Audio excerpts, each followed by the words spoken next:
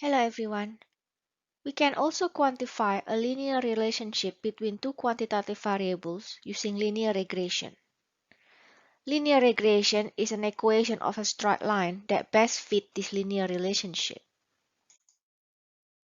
These are the aims of the lecture.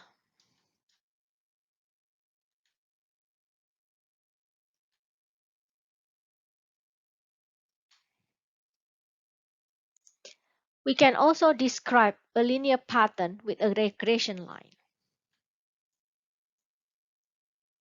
For regression analysis, we have to determine which is our response or dependent variable and which is our explanatory or independent variable. We use the explanatory variable to model the response variable. The result of a regression analysis provide information on the average rate of change in the dependent variable for an increase or decrease in the independent variable. Simple linear regression is the simplest regression equation. It is an equation for a straight line that describes how value of a dependent variable y are related on average to value of a quantitative independent variables x.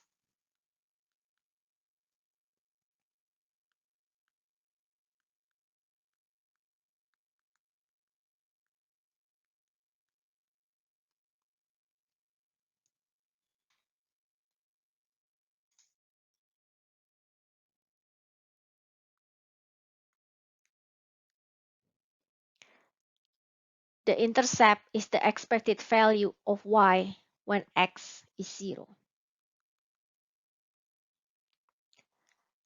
The slope is the expected increase in y if x increase by 1 unit.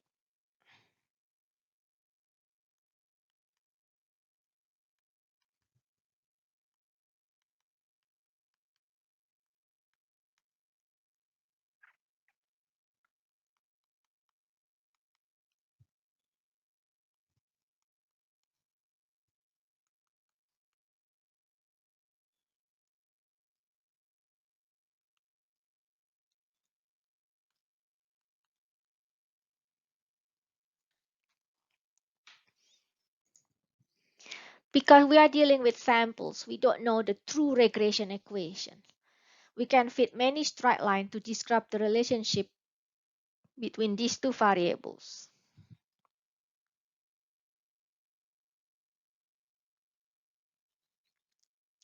Which one is the best fit? We commonly use the method of least squares to find a line to describe the relationship between two variables. This line is drawn to minimize the sum of square of the deviation. This line is called the least squares regression line of y on x.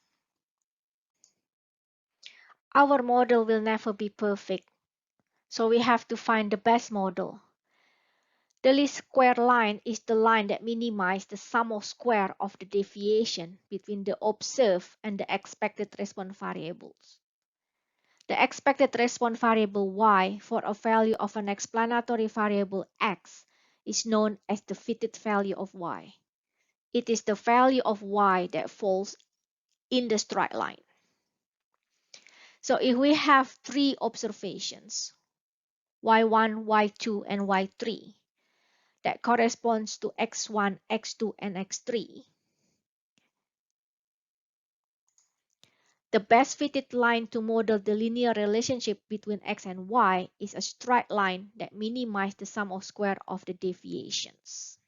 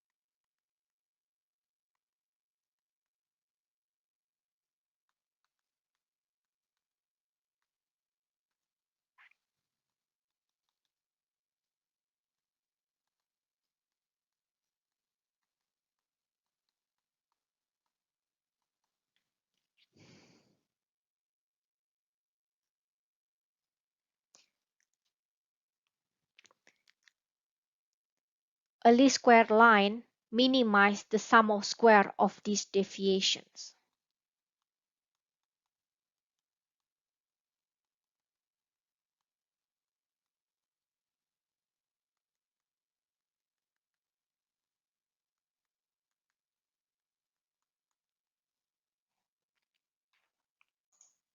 The regression equation in the population is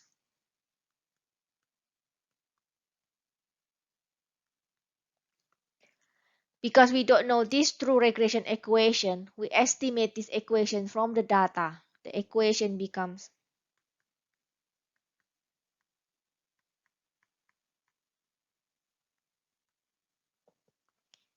where y is the observation, a is the estimate of the true intercept alpha,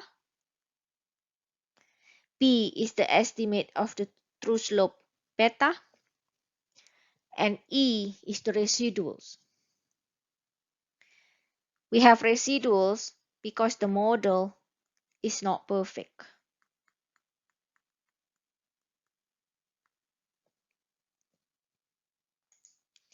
This model is known as a linear additive model. In a linear additive model, we try to model the response variable by the sum of all individual effects of the independent variables. In the simple linear regression, we try to model the response variable by the sums of the intercept and the slope. We estimate the slope and intercept in the population from samples using the least square methods. The least squares estimate of the slope is the covariance of x and y divided by the variance of x.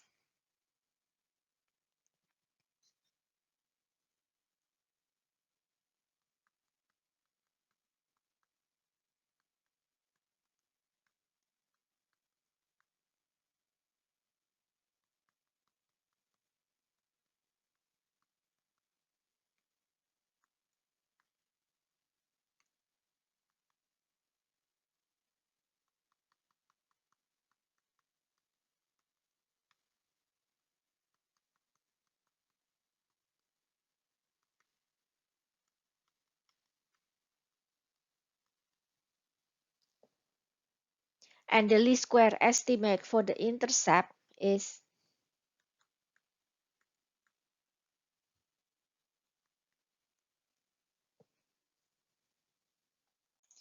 as our line is not perfect, we want to know how well this fitted line explains the data.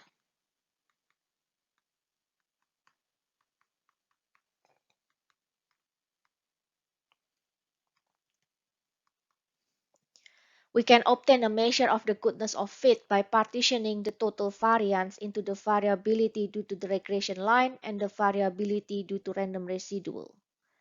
In other words, we partition the total sum of square into the sum of square of line and the sum of square of residuals.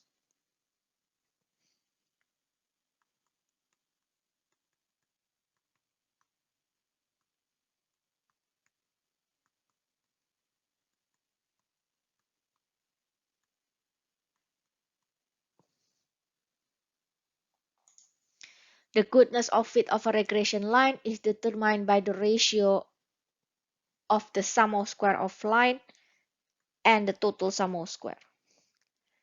This ratio is usually denoted by R square and usually expressed as a percentage. R square is known as the coefficient of determination. R square is an indication of how well the model explains the data. If the line is a perfect fit,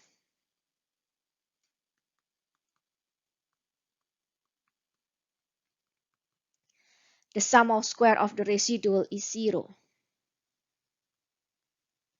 So,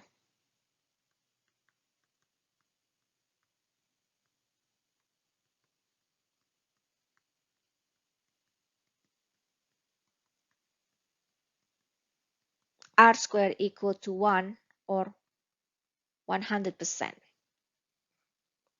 R square equal to 0 could mean that the relationship is not linear.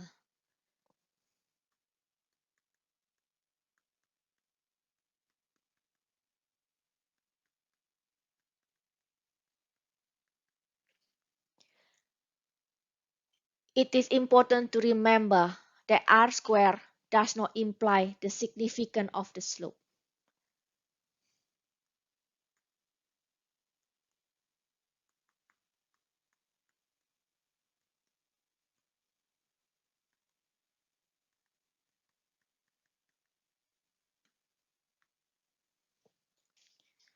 A non-significant slope can have a large r squared and vice versa.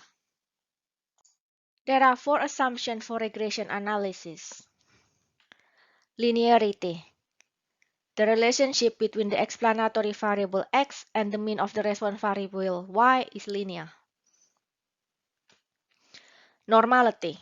For any fixed value of the explanatory variable x, the response variable y is normally distributed.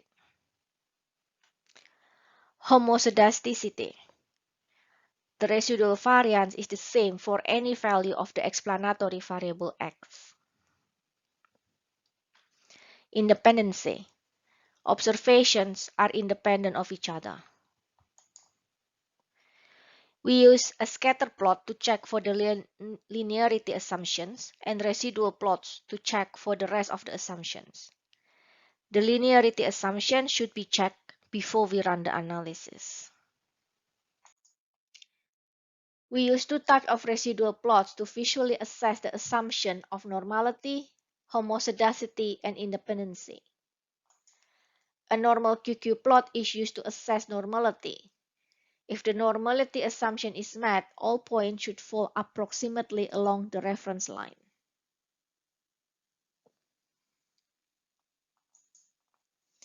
A residual versus fitted plot is used to assess homoscedasticity and the independency assumptions. If these assumptions are met, we expect no evidence of relationship between residuals and fitted values. For small data, it is often difficult to evaluate these assumptions. Because we estimate the slope from a sample, we want to know whether the true slope beta is equal to 0 or not. The null hypothesis and the alternative hypothesis. We can use the student's t-distribution to test this hypothesis. The t-statistic with the degree of freedom. We need to calculate the standard error of B. The standard error of B is the square root of the mean square error divided by the sum of square of x.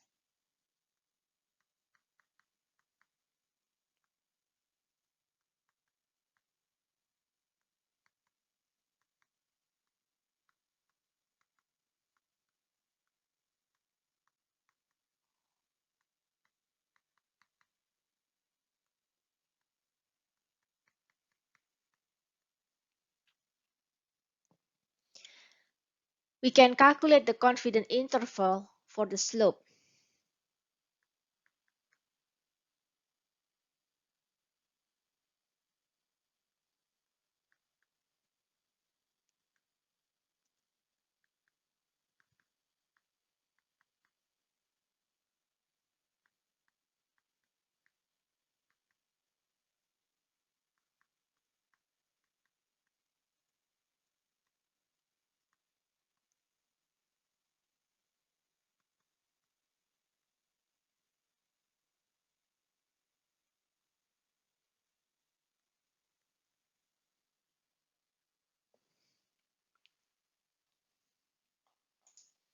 We can also do hypothesis testing for the intercept alpha, but we usually are not interested in testing for the intercept.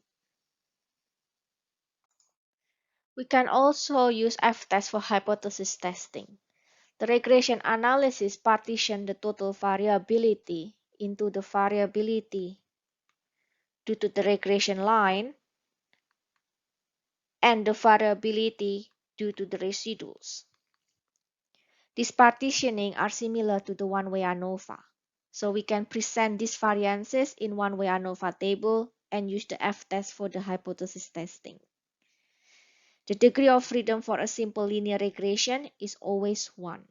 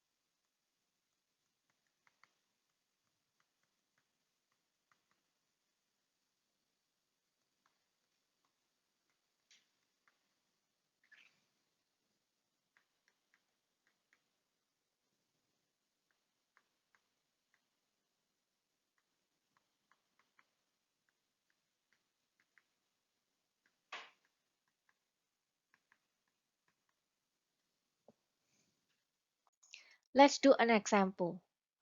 We are an ice cream seller. We recorded the hours of sunshine and the number of ice cream sold at the shop from Monday to Friday in the following table. We want to be able to predict how much ice cream we are expected to sell tomorrow if we are anticipating a 9 hours of sunshine. We are going to use linear regression to model the data and do the prediction. First, decide which one is our dependent variable and which one is our independent variable. Because we want to use the hour of sunshine to predict the number of ice cream sold, the hour of sunshine is the independent variable and the number of ice cream sold is the dependent variable.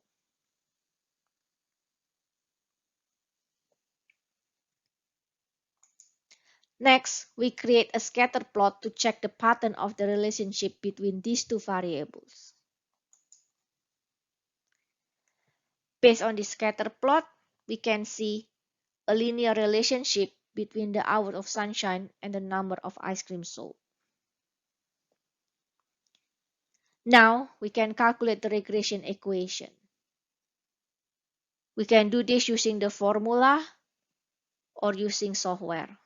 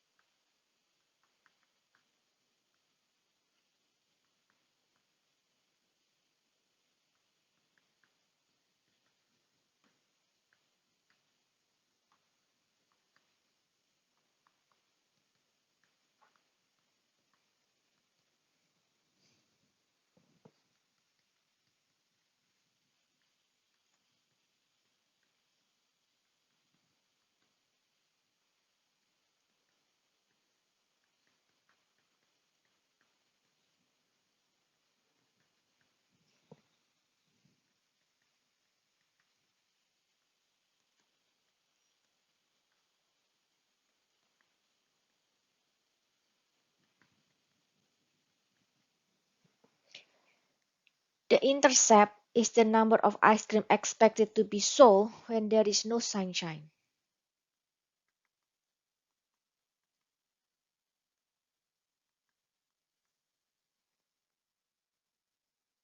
In this case, we are expected to sell 0.305 ice cream on average when there was no sunshine. This value does not have a practical meaning because the minimum number of ice cream we sold is 1. So we cannot get an average lower than 1.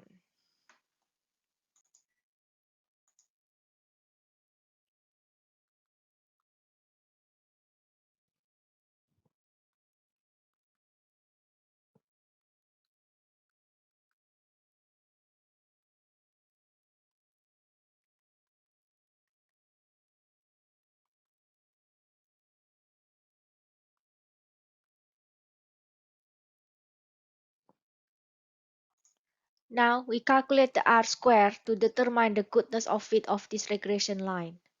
To calculate R square, we need to calculate the total sum of square and the residual sum of square.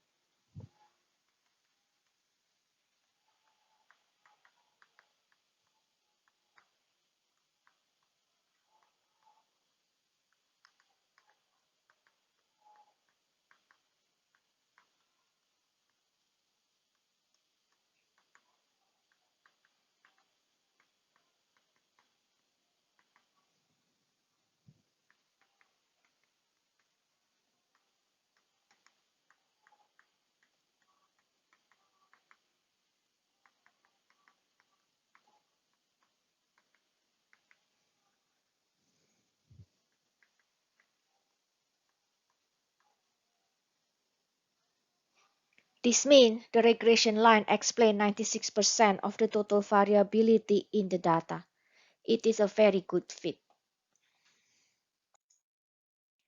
Now we are going to do hypothesis testing for this regression. The null hypothesis the alternative hypothesis. We had calculated all the sum of squares, so we can complete the ANOVA table and use the F statistics.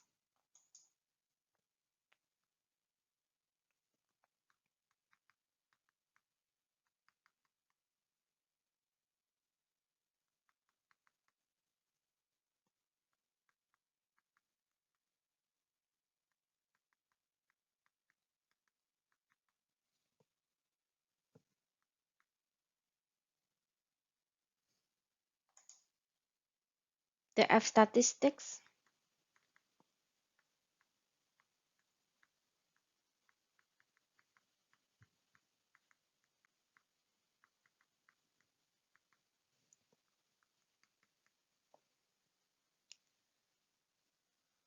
The p-value.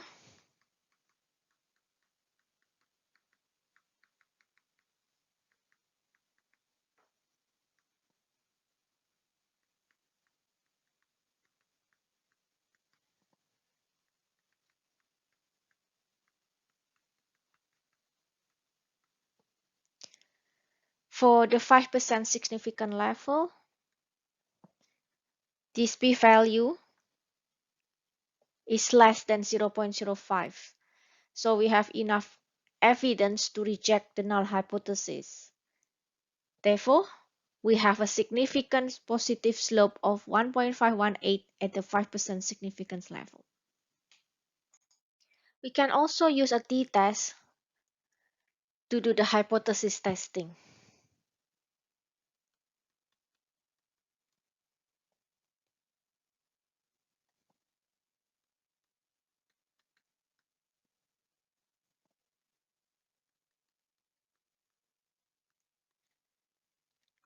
From the ANOVA table, we know that the mean square error is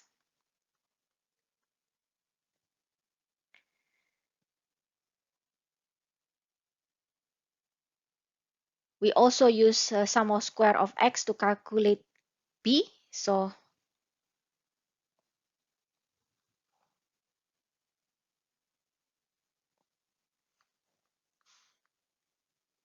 the t statistic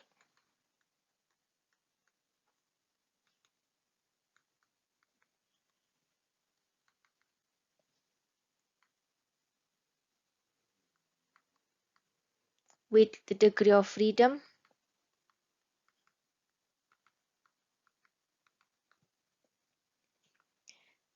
This is a two-tailed test, so the p-value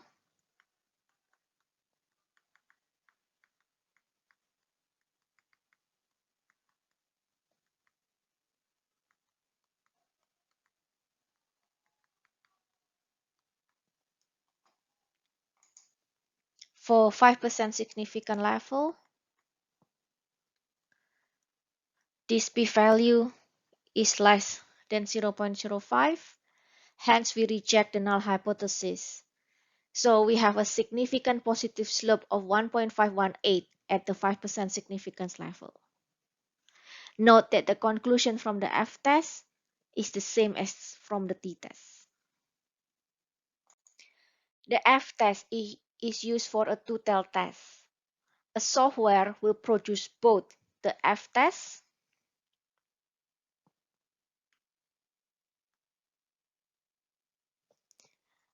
and the two-tailed t-test.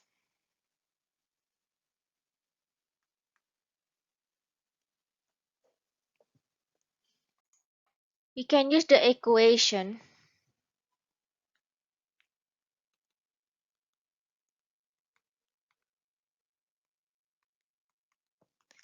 to predict how many ice cream we are going to sell for a day with 9 hours of sunshine. If there are 9 hours of sunshine,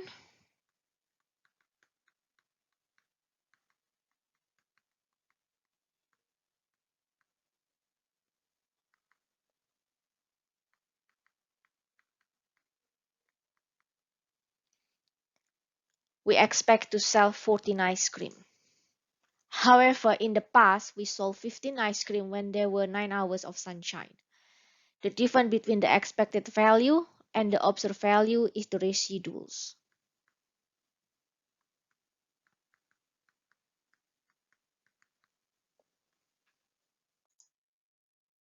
Now, can you do this?